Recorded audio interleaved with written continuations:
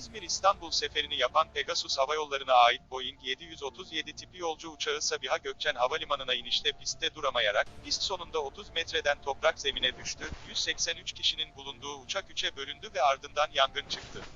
Sağlık Bakanı Fahrettin Koca, kazada 3 kişinin hayatını kaybettiğini, 179 kişinin yaralandığını açıklamıştı. Kazada hayatını kaybedenlerin Zehra Bilgi Koçar, Alev Gençoğlu ve Songül Bozkurt olduğu belirlendi.